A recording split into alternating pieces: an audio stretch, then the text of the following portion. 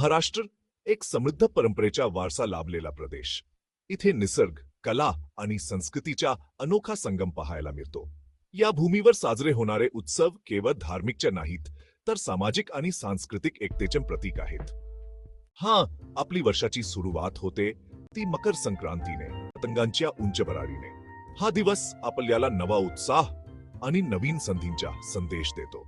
यानंतर येतो होळीचा उत्सव. रंगांची ही होळी केवळ सण नसून ती आपल्या जीवनातील रंगीबेरंगी क्षणांचा उत्सव आहे. गुढीपाडवा आपल्या नवीन वर्षाची सुरुवात, आनंद, श्रद्धा आणि भविष्याची नवी उमेद दाखवणारा हा सण. गुढी उभारून आपण शुभेच्छा देतो आणि नवीन सुरुवात करतो.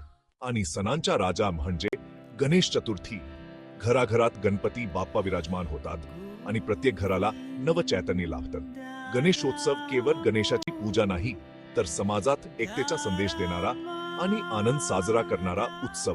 यानंतर येते दिवाळी, सण प्रकाशाचा. लक्ष्मीपूजन, किल्ले बनवणे, फटाके आणि फराळाचा आस्वाद घेत आपला आनंद द्विगुणित करतो. या सणांच्या माध्यमातून आपण महाराष्ट्राची समृद्ध परंपरा साजरी करतो. विविध सणांचे रंग, गोडवे आणि आनंद आपले जीवन उजवतात. पण त्याच वेळी आपण समाजातील आपल्या जबाबदाऱ्या विसरता कामा नयेत.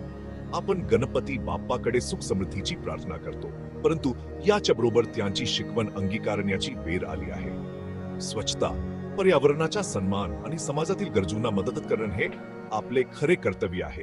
आज गणेश विसर्जन करताना आपण आपल्या प्रदूषणमुक्त निसर्गाचे संरक्षण करण्याची प्रतिज्ञा करूया.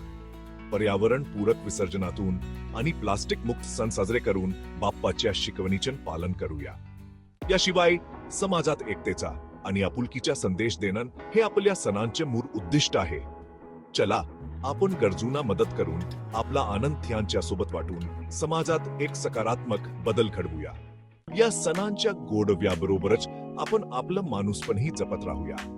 कारण शेवटी सण म्हणजे आनंद साजरा करणं, पण तो सर्वांसोबत वाटून घेणं म्हणजेच खरा उत्सव. गणपती बाप्पा मोरया.